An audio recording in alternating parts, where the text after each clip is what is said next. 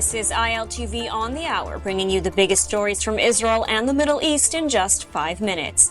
I'm Ladar Lazi. Today is day 642 of the war in Gaza. Let's get into all the top headlines at this hour. President Trump and Prime Minister Netanyahu held a second meeting in as many days. But the meeting lasted less than an hour. There were no public comments after the meeting and no signs of a breakthrough to reach a hostage or ceasefire deal with Hamas. The Prime Minister's office confirmed that the main topic of discussion was efforts to reach a ceasefire. The possibility of a deal appeared to rise after the first meeting, and the second meeting added to the speculation, as Trump, Netanyahu, and Vice President Vance were meeting in the Oval Office. Netanyahu said that the second meeting focused on efforts to reach a hostage deal. The Prime Minister said, "We focused on efforts to free our hostages." This is what he had to say. There are opportunities for peace that we intend to realize. We're working together on this.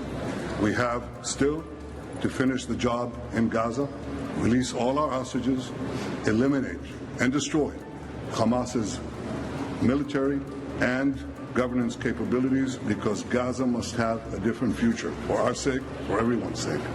And no country will settle for less. We certainly will not. These are all things that I discussed with President Trump.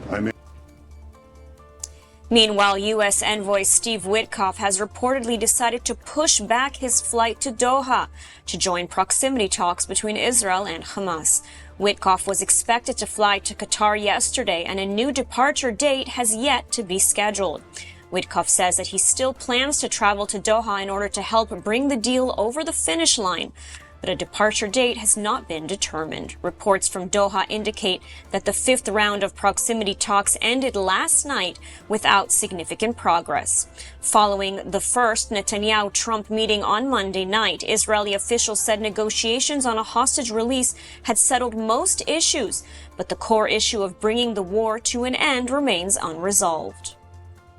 And in other news, a new report by Israeli researchers documents sexual violence as a weapon of war in the October 7th Hamas attack. The report details sexual assault allegations against Hamas terrorists who attacked Israeli communities.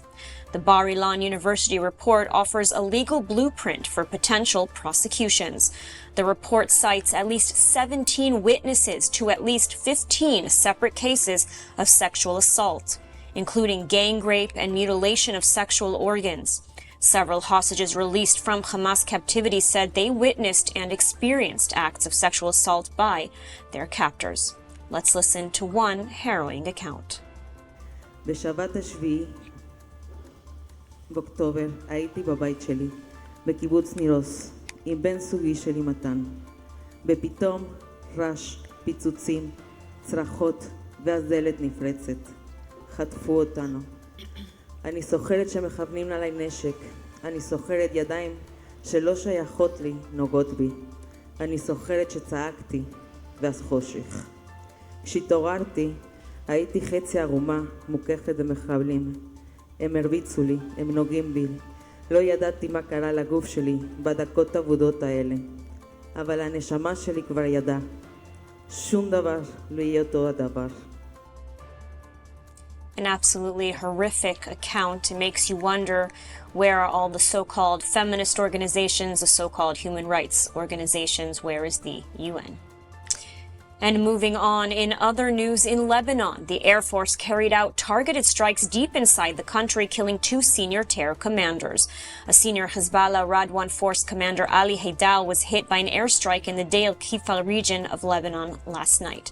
The army says that in violation of agreements, Haidal was involved in pre-war plans to infiltrate the Galilee and has since been involved in rebuilding terrorist infrastructure. The army said his actions were a direct breach of understanding between Israel and Lebanon. 2 hours later, they announced that they had also targeted a senior Hamas commander in Lebanon. And that's a wrap on this hour's news. Stay with us every hour on the hour for the latest news out of Israel. I'm Ladar Lazi, and thanks so much for watching.